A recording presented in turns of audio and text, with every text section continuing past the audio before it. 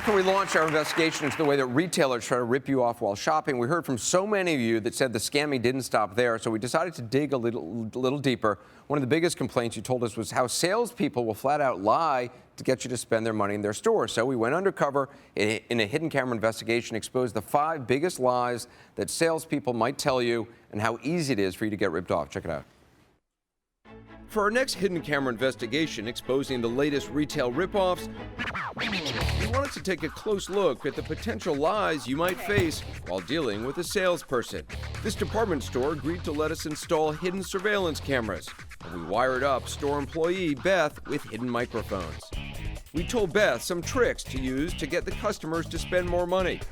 Retail investigative reporter Heather Prabhakar observed from a hidden location. Welcome back. How are you? Welcome back. It's nice to see you again. Beth here is employing this tactic that salespeople always use. I like to call it the already know you tactic. It's nice to see you again. She's going up to this customer, she's pretending that she's BFF with this woman because research shows that 86% of the customers that go into stores and feel like they're getting bad customer service will leave. You came in one day with your mom? She doesn't necessarily want to befriend this woman, she just wants the sale. That is such a cute brand. Look what's going on here. This is what one of our women's wear experts can definitely help us. This is something called the bait and switch.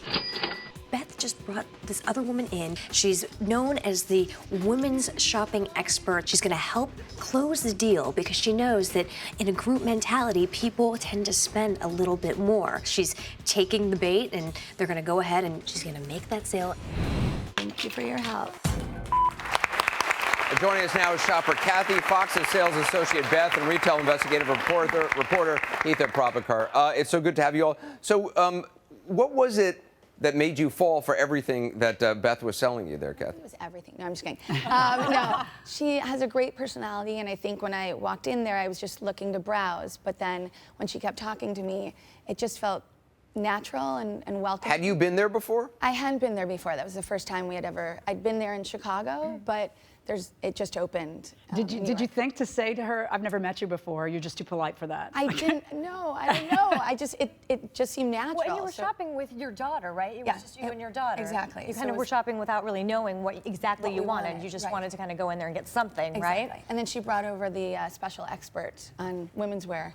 Beth, Did you buy anything? Yeah, Beth, were you surprised at how she kind of went for everything? I was. It was interesting because once you have a playbook of things that your management wants you to do, one of the things that they said was make sure the customer feels welcome, so you wanted to be friendly. A tactic was to bring over an expert so she felt like she was shopping with her girlfriends. Another tactic was to, if she was looking for pants that cost $50, to bring her $100 pants along with the $50 pants and have her try on the $100 pants. Try it on for size.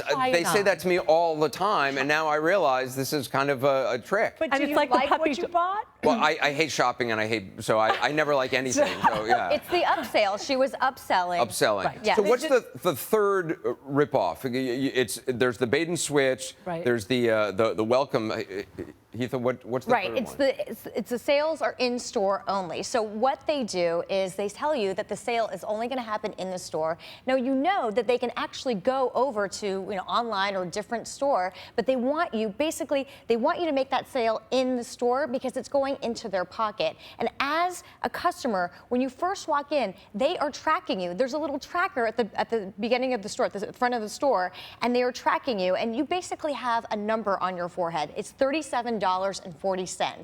And what's that number? That's called conversion, and I'm going to go ahead and explain this really quickly. It basically is when you walk in, the retailers, the salespeople have to make at least $37.40 for them for every person that walks through the door. So if they're not making at least $37.40 on you, they start to put a lot of pressure on the customer. So that's what we were seeing. Is the hope to get them in the changing room? Because once you're there, you're pretty much a done deal. That's part of it. Yes, exactly. I mean, you're 3/4 of the way there. And then that's how they kind of go in and close. I'll tell you one trick they don't use and they need to is they need to put better lighting on in that change room so that And I don't skinnier look the way- mirrors. Exactly, And skinnier because I'm standing there mirrors. saying, I am not buying this.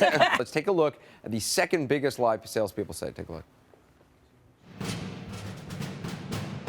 Tried this on for size because I don't have small, but if we need to, we can order it. So this is one tactic that Beth is doing that really gets me. It's called just try it on for size. Okay, let's see, try it on for size. We'll pick some things and we'll just try them for size also.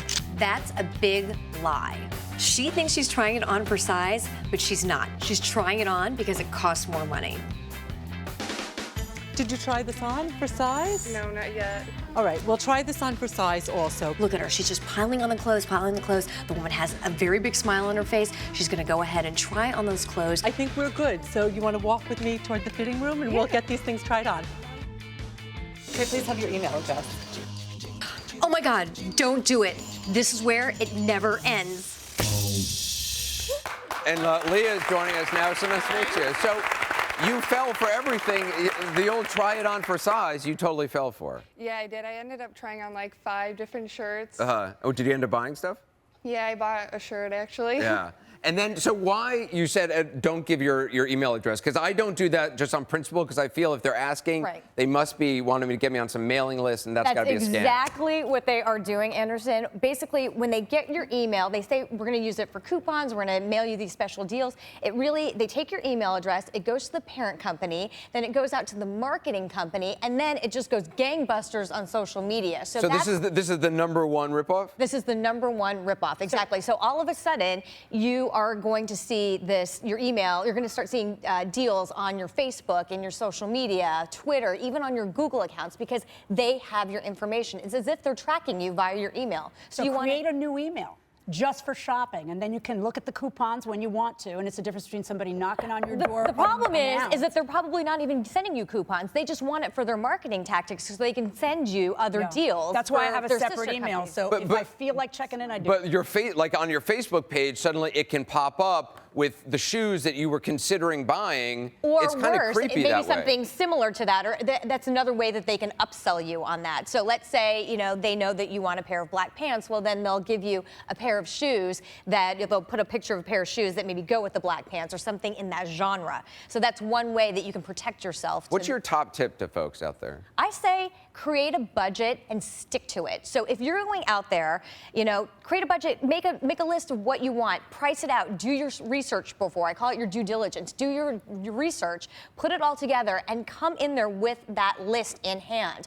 Don't get swayed, because if you're sticking to that budget, they're not going to tell you, try to buy this. You can just kind of stay focused. That's the number one. They see you as a vulnerable shopper if you're by yourself and you don't really know what you want. So if you have that budget, you stick to the plan, you can really protect yourself that way. Beth, you're such a good sport to play along with us, and you're a You good really salesperson. I appreciate it. I love how you said we too. Let's go try. We're going to try these on now. I'm like, oh really? You're going to come with me? And, You just come. We're opening a men's department. there you so go. All there you right, go. come along. Thank you so much. Appreciate it. And I hope you're happy with your purchases. Leah as well.